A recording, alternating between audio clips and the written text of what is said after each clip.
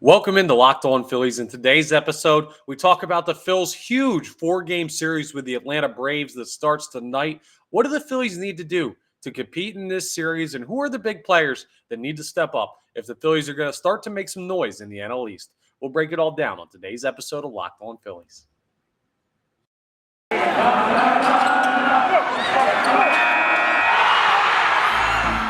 You are Locked On Phillies, your daily Philadelphia Phillies podcast. Part of the Locked On Podcast Network, your team every day.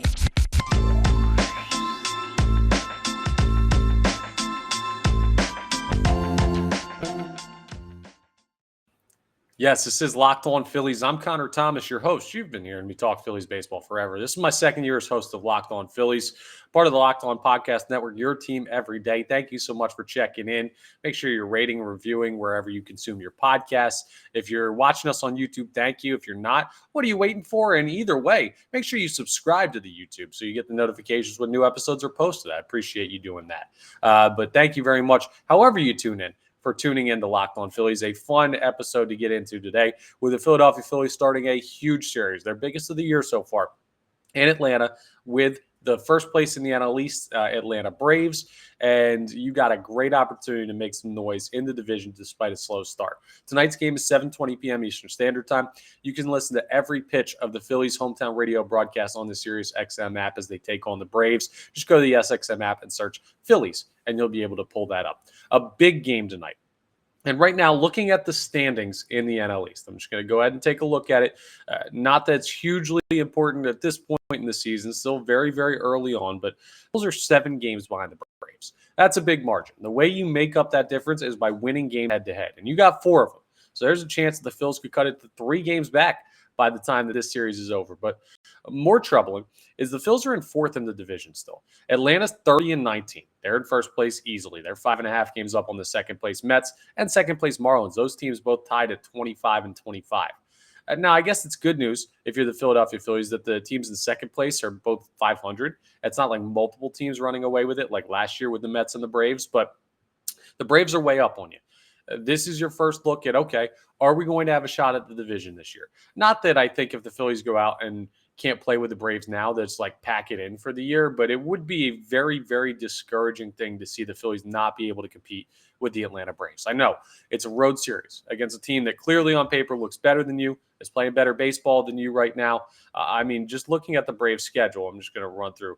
The Braves, they're actually lost 2 of their last 3, but they were playing the Dodgers. Prior to that, they won 2 or 3 against the Mariners, 2 or 3 against the Rangers. They got swept by the Blue Jays, actually. The Braves are really a consistently good team, though. I mean, they win pretty much every series that they're in, and that's why they're a 30-win team already and why they constantly win the division. That they're a machine of an organization. So they're playing solid baseball right now, but they are coming off a series where they lost 2 of 3. They lost their last series. They gave up 8 runs of the first 2 games against the Dodgers, and they only won a 1-run game yesterday to go ahead and beat the Dodgers down there in Atlanta.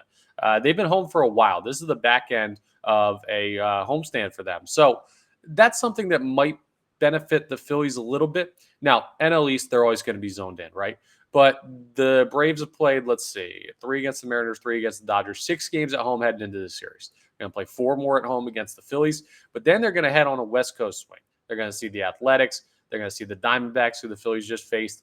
They're going to go ahead and come back home and face the Mets. So they got some tough series coming up. So not that they're going to look past the Phillies, but an opportunity for the Phillies to catch the Braves at maybe a time in the schedule where they're looking at a road trip and they're looking at packing up for the West Coast. So I don't know. The Phillies are starting a road trip, so they should be zoned in.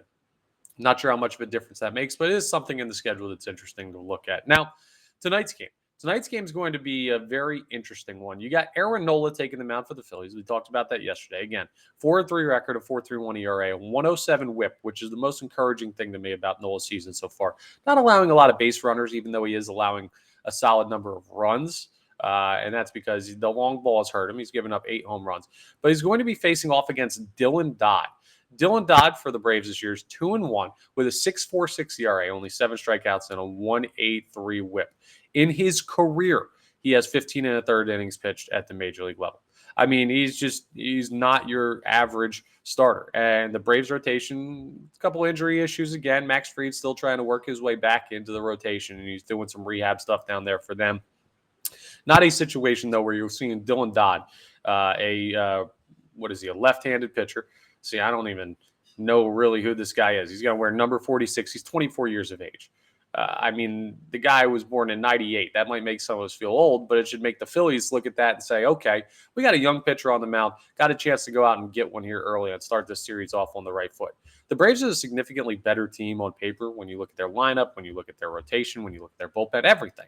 I know the Phillies beat them last year. I'm not saying the Phillies are outclassed, but clearly there's a better team in this series when you look at the preview of it. And yet, the matchup predictor for today's game, Phillies have a 48.3% chance to win in spite of all that. And that's because the pitching matchup, this is a big discrepancy. Aaron Nola is significantly more proven than what you're going to see from Dylan Dodd. So if there's an X factor for game one, it's going to be that Aaron Nola has a great start, because you can't expect Dylan Dodd to have a great one. I know the Phillies always seem like they have those really, really bad games, and they'll get like one hit by some no-name guy. But that's more, we remember the bad times.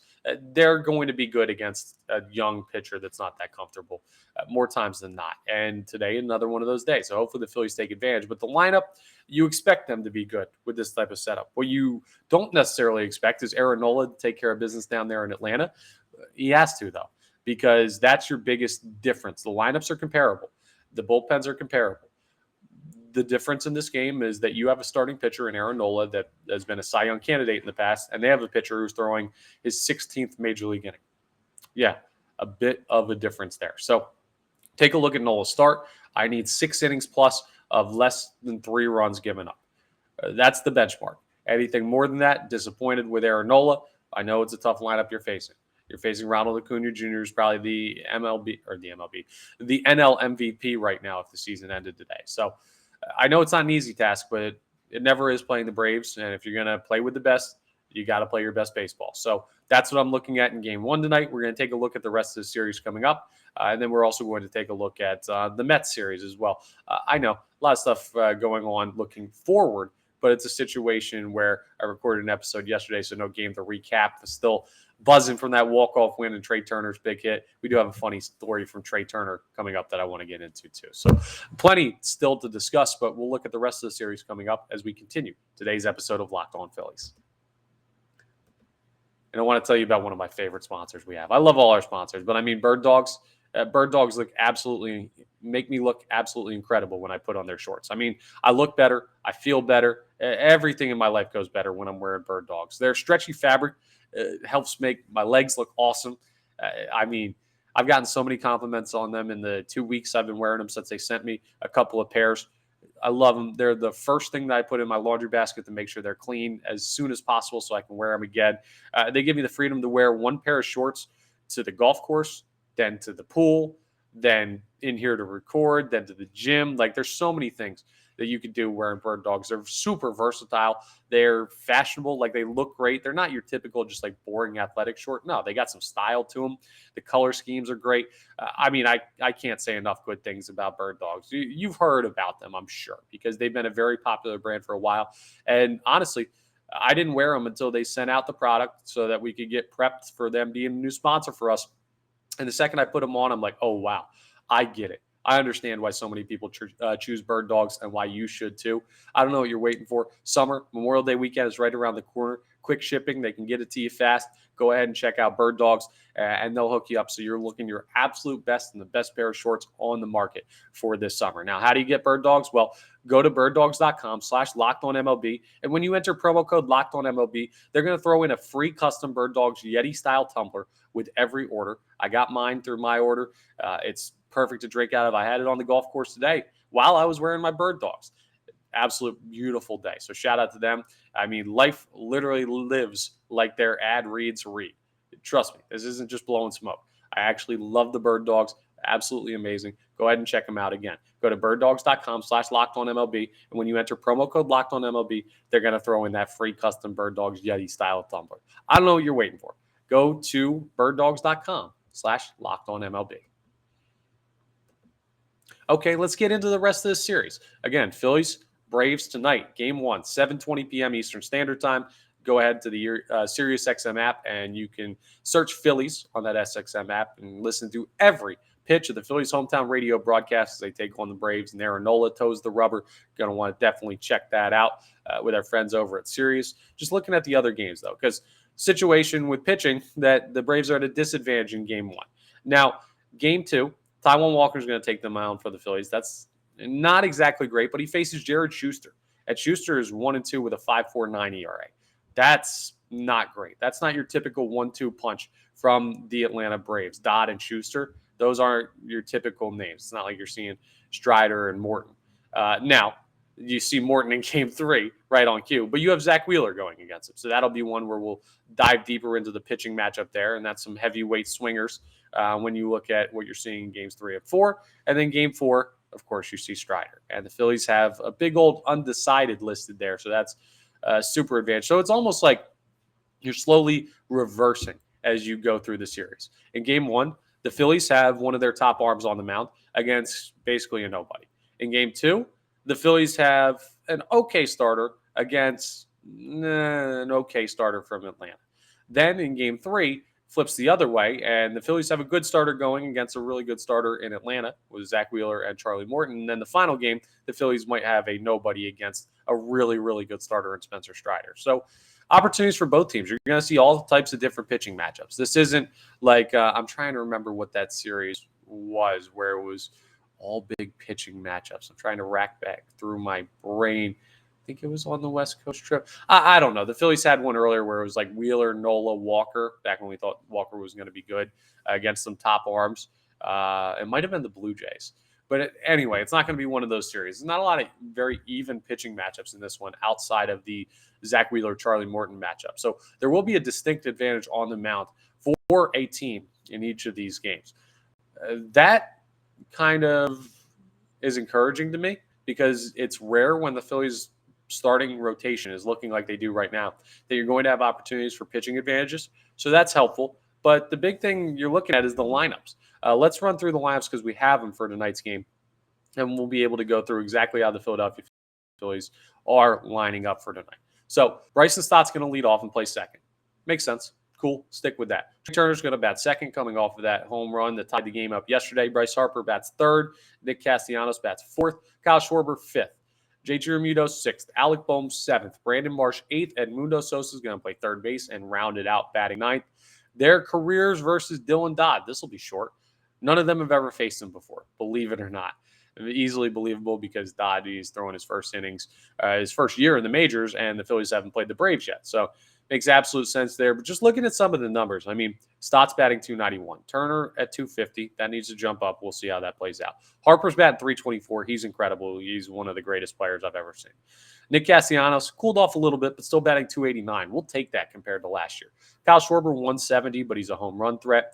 JT Realmuto has been hot lately. 276 he's up to.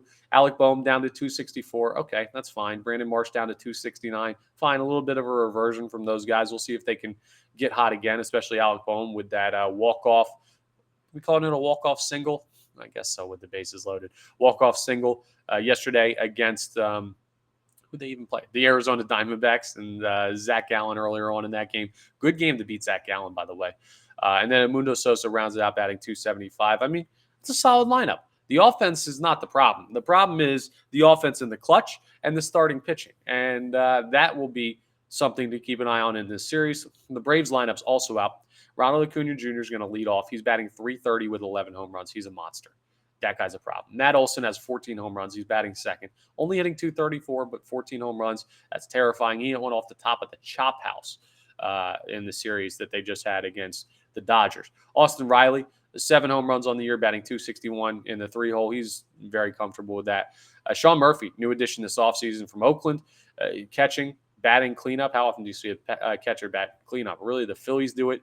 The Braves do it. It's rare that you have an offensive catcher good enough to warrant doing that, though. And he's batting 275 with 10 bombs. Eddie Rosario is going to bat fifth. He's batting 238. Ozzie Albies, sixth, batting 254. Marcelo Ozuna from the Braves, yeah, he's batting 211. He's got 9 home runs, though. He is showing off a little bit of power again. He's a non-factor in this game. You know how to pitch to him. Arcia is going to bat 8th, and Michael Harris is going to bat 9th. He's only batting 169, 89 at bats. Slow start to the year. Didn't get off to the regular start that the other guys did down there in Atlanta, but we know how talented he can be from his year last year, where he just burst on the scene and looked incredible alongside Spencer Strider there as Atlanta's top 2 rookies. So a scary lineup. A little bit scarier when you look at how they've done career against Aaron Nola. Ronald Acuna career against Aaron Nola is a 359 hitter. Austin Riley's a career 400 hitter. Sean Murphy's a career 333 hitter in 3 at-bats. Other guys to be worried about. I mean, Matt Olson's only 188 against Nola in his career, so has some success there.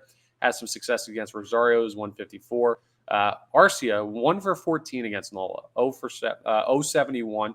And Michael Harris only 214. So when you get down to the bottom of the lineup and you get to that Rosario, Albies, Ozuna, Arcia, Harris type of run, that's where Aaron Nola needs to make his work. He can't get hurt by those guys down there. The guys at the top, they're going to do damage at points. That's just how the Braves lineup works. They're so good of a team.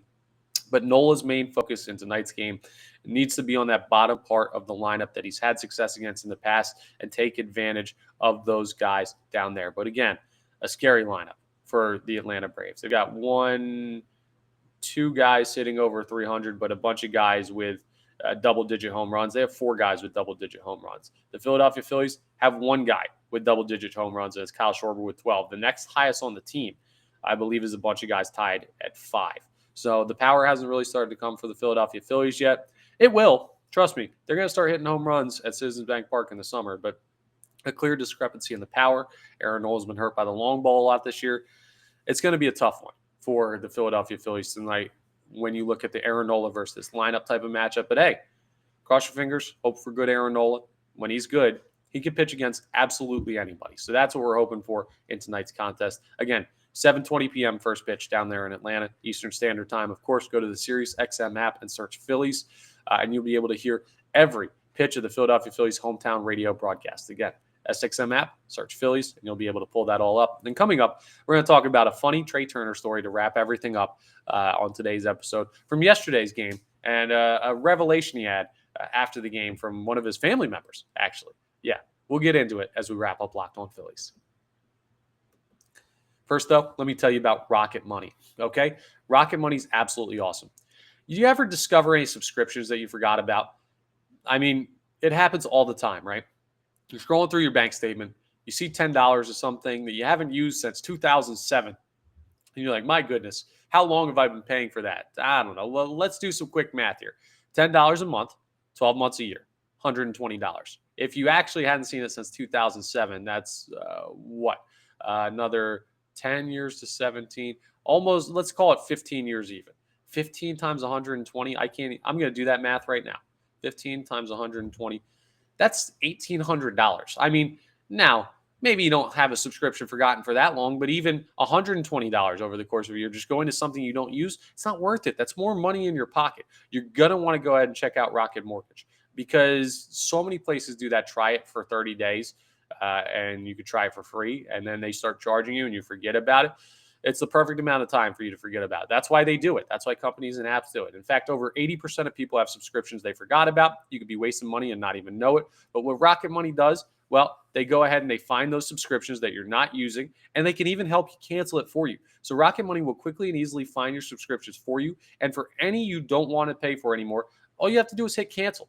And Rocket Money will cancel it for you. You don't have to jump through any hoops with the other company or anything. They'll take care of all of that. It's that easy.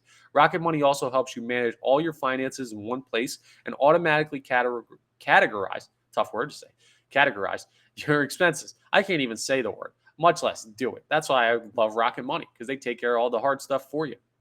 So you can easily track your budget in real time, and you can also get alerted if anything looks off. Over 3 million people have used Rocket Money, saving the average person up to $720 a year. Rocket Money is a personal finance app. It finds and cancels your subscriptions for you. It's perfect.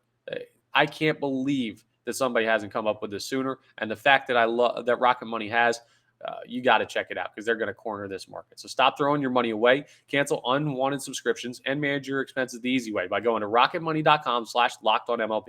That's rocketmoney.com/lockedonmlb. One more time for you in case you missed it. rocketmoney.com YouTube.com/LockedOnMLB.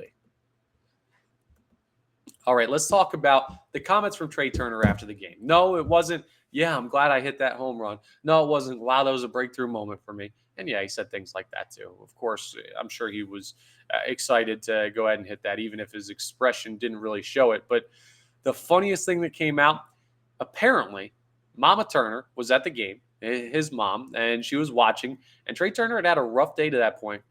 Apparently, she told her son that she was booing him for his performance. And you know what? I love that. I absolutely love that. And Trea Turner said it in a funny way. I'm sure it was like, yeah, your mom knows when you're not playing well. Perfectly fine. I don't think he got upset that she was upset with him because he's upset with himself. But the comments Turner's made in the past about wanting to perform better, and then hearing that his mom's booing him when he's not playing well in a regular season game in May, makes me feel like this kid was raised in a way that prepared him for Philadelphia. This is a tough city. This is a place where if you're not playing well, the fans are going to let you know, regardless of the paycheck or what you've done for us in the past, okay? No one's above being booed in the city of Philadelphia, not even Trea Turner by his own mother. And the fact that she's willing to do that and not one of the coddling parents that's, oh, why are they booing my son? Protect my kid. No, clearly that family knows that there are expectations at this level. And he was raised this way from the start. Hey, you don't play well, people are not going to like it. You do play well, people are going to love you. It's plain and simple. It's not personal. It's just, hey, this is your performance. This is how we react. And to hear that his mom was booing him, not only is it funny, it's kind of like one of those funny family stories that makes you chuckle a little bit, but it also shows you that he was raised in an environment where he's prepared for the pressures of Philadelphia, Major League Baseball, and he's proven that over years. But this is a different animal playing here in Philly than Washington or even LA. This is one of the tougher markets to be in. So the fact that he's getting that type of parenting at home and got that type of parenting at home, not that he's still living at home. I mean, he's a grown man now, but it just shows the makeup of the Turner family, how he was brought up. Makes me feel good about the kid's mental makeup. So love to hear that. And that was just a funny little side statement. We're also going to need Mama Turner at every game if he keeps hitting big clutch home runs like that when she's there. So fly her down to Atlanta, fly her back up to New York, wherever you need to go. She might be the good luck charm for the Philadelphia Phillies. Or Trea Turner could just keep hitting like we know he's capable of. That would be nice too. So a fun little moment after yesterday's big home run by Trea Turner, the hit of the year so far for the Philadelphia Phillies. Fun to hear that. A fun little light moment among a long, monotonous baseball season that hasn't been going great so far. But the Phillies have a chance to make up 4 full games on the Atlanta Braves. If they go out and take 4, it starts by taking 1 tonight. So go ahead and get ready for Phillies Braves tonight at 7:20. That's all for today's Locked On Phillies. We'll be talking hopefully about another win for the Philadelphia Phillies tomorrow, coming off a 1-game winning streak for the Philadelphia Phillies. That's not a winning streak, but you can start one by winning tonight. And yeah, hopefully it's another fun episode tomorrow. But thank you so much for tuning in to Locked On Phillies, part of the Locked On Podcast Network, your team every day. It was a fun episode. Always fun to talk about a walk-off winner and preview a big divisional series. And we'll talk more on the next episode of Locked On Phillies.